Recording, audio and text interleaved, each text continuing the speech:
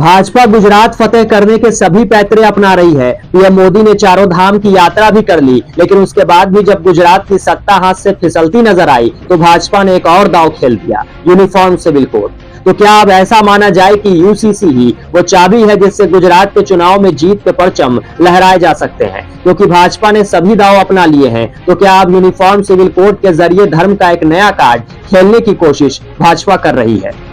दरअसल इस साल के अंत तक होने वाले विधानसभा चुनाव से पहले राज्य की बीजेपी सरकार ने शनिवार को यूसीसी लागू करने के लिए एक समिति गठित करने का फैसला किया है। गुजरात के मुख्यमंत्री भूपेंद्र पटेल ने मंत्रिमंडल की बैठक में समिति के गठन के प्रस्ताव को मंजूरी भी दे दी है। इसी के साथ देश में अब एक बार फिर से यूनिफॉर्म सिविल कोड की चर्चा शुरू हो गई है।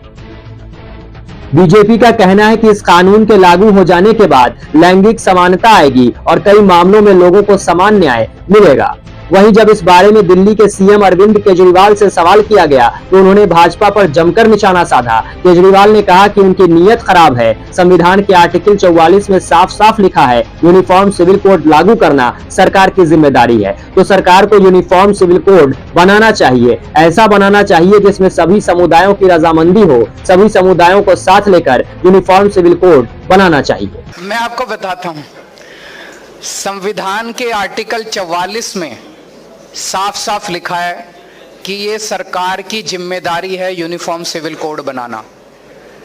तो सरकार को यूनिफॉर्म सिविल कोड बनाना, जनता पार्टी ने क्या किया? उत्तराखंड के चुनाव के पहले एक समिति बनाई। उत्तराखंड का चुनाव जीतने के बाद अब वो समिति अपने घर चली गई। अब गुजरात के चुनाव के 3 दिन पहले एक समिति बनाई, अब ये भी चुनाव के बाद अपने घर चली जाएगी। मध्य प्रदेश में क्यों नहीं बनाते? उत्तर प्रदेश में क्यों नहीं बनाते? अगर इनकी नीयत यूनिफॉर्म सिविल कोड लागू करने की है तो देश में क्यों नहीं बनाते? देश में लागू कर दें ये। वहीं इस मामले पर ओवैसी ने भी केंद्र सरकार पर जमकर निशाना साधा है। उन्होंने कहा कि प्रधानमंत्री नरेंद्र मोदी के नेतृत्व वाली केंद्र सरकार ने सुप्रीम कोर्ट को बताया था कि समान नागरिक संहिता लागू करना केंद्र का अधिकार है, न कि राज्यों का। मालूम हुआ कि गुजरात की भाजपा की सरकार इस बात का फैसला लिया है कि वो गुजरात में यूनिफॉर्म सिविल कोड बनाने के लिए कमेटी को तश्कील देंगे, यकसा सिविल कोड बनाएंगे। मैं देश के प्रधानमंत्री से यहां से मुखातिब होकर पूछना चाह रहा हूं, देश के प्रधानमंत्री, आप क्यों गुजरात की जनता को झूठ बोल रहे हैं? आप ही की सरकार ने सुप्रीम कोर्ट में एक मुकदमा आया था यकसा civil code, uniform civil code के बारे में, तो मोदी सरकार ने सुप्रीम कोर्ट को यह बताया कि यकसा सिविल कोड को बनाना सेंट्रल गवर्नमेंट का, मरकजी हुकूमत का काम है। रियासती हुकूमत यकसा सिविल कोड को नहीं बना सकती है।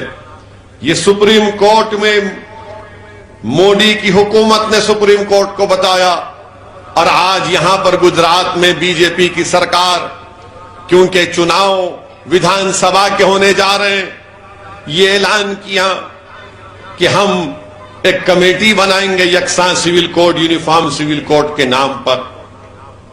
दूसरी बात यह है कि हम पूछना चाहते हैं बीजेपी से, क्या यह बात सच नहीं है कि बाबा साहिब अम्बेडकर ने यूनिफॉर्म सिविल कोड के बारे में कि यूनिफॉर्म सिविल कोड वॉलंटरी होना चाहिए, रजाकाराना होना चाहिए, मैंडेटरी नहीं होना चाहिए।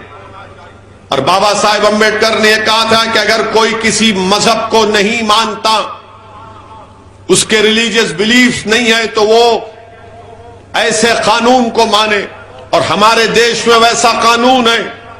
कौन सा कानून है वो? जुवेनाइल जस्टिस एक्ट है, स्पेशल मैरिज एक्ट है, इंडियन सक्सेशन एक्ट है। आप ये कानून इस्तेमाल कर सकते हैं।